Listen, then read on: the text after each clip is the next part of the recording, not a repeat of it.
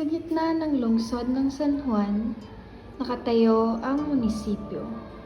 Tahimik na saksi sa daloy ng kasaysayan.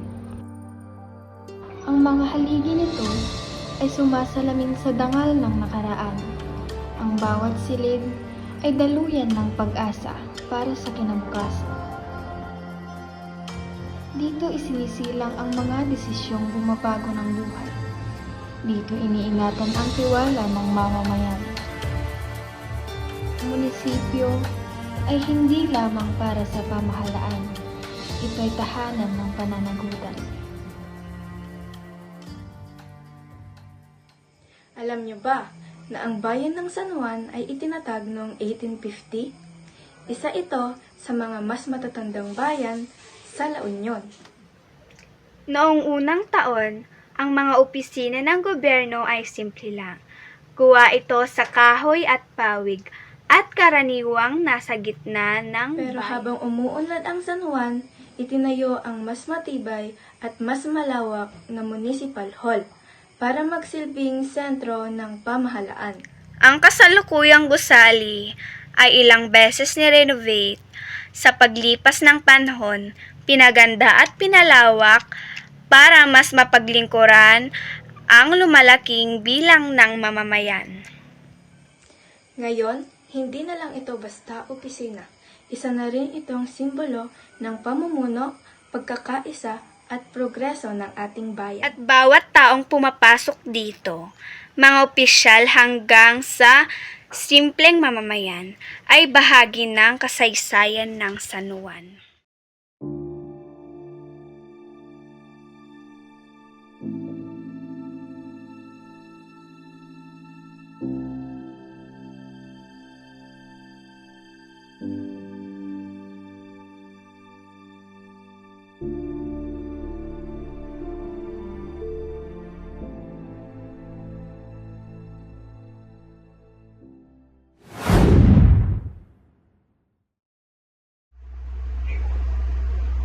Mga ka-vlog, welcome sa pinakamagandang tradisyon dito sa San Juan, ang Tabok Padre. Yes, dito sa Barangay Tabok, matagal ng bahagi ng kultura ang paggawa ng palayok, tapayan, at iba pang kagamitang luwad. Ano ba? Ang pottery sa Tabok ay nagsimula pa noong panahon ng mga Kastila. Ginagamit ito noon sa pag-iimbak ng bigas, asin, tubig, at maging alak. Sa Tabok, ang lupa'y hindi lamang lupa. Ito'y luwad na may alaala. Hinuhulma ng kamay na may sining at kasaysayan. Dito isinilang ang palayok, hindi lamang gamit, kundi simbolo ng pagkakakilanlan ng mga sinaunang mamamayan. At ang amazing dito, mano-mano pa rin ang proseso mula sa paghuhukay ng luwad, paghubog gamit ang potter's wheel, hanggang sa pagsunog sa malaking pugon. Kaya bawat peraso may sariling kwento. Hindi lang basta paso, bahagi ito ng kasaysayan at pamumuhay ng taga San Juan. Hanggang ngayon, ipinamamana pa rin ang kaalaman sa pottery mula sa matatanda hanggang sa mga kabataan. Isa itong buhay na sining. Ang bawat piraso ay may kwento, hinuhulma, pinapanday, at pinapainit sa apoy ng panahon. Ang Tabok Pottery ay buhay na may pamana ng ating kultura. Bawat likhay, tahimik na awit at pagtsatsaga ng pagkamalikhain ng dangal ng manggagawang Pilipino.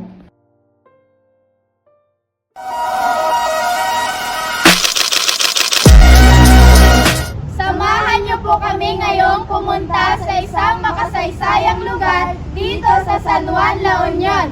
Arat na! Tahimik ang lumang bahay na ito, ngunit sumisigaw ng alaala.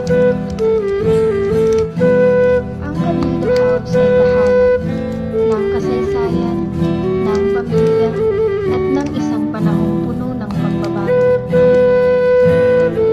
Ang bawat taplat bintana ay saksi sa mga yapak ng mga pinuno. Dito umiinog ang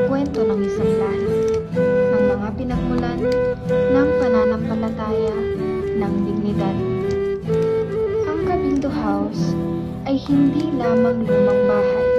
Ito'y bantayog ng alaala, bantayog ng pagiging Pilipino.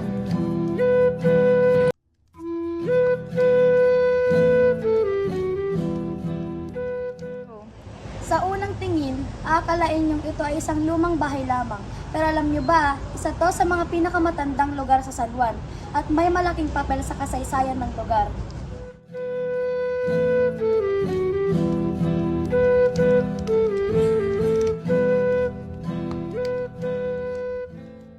Go! Ayon sa kwento, ang bahay na ito ay naging isang tagpuan ng mga lider komunidad. Na rin daw itong ginamit bilang pansamantalang tahanan ng mga opisyal noong panahon ng giyera. Kami ay hindi pinapayagang pumasok, ngunit ipapakita namin ang entrance ng bahay.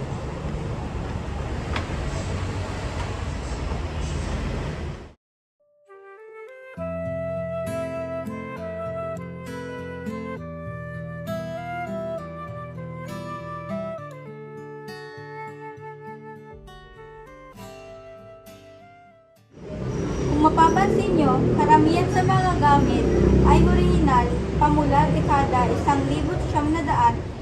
Sa bawat sulok ng bahay, ramdam mo ang bigat ng kasaysayan.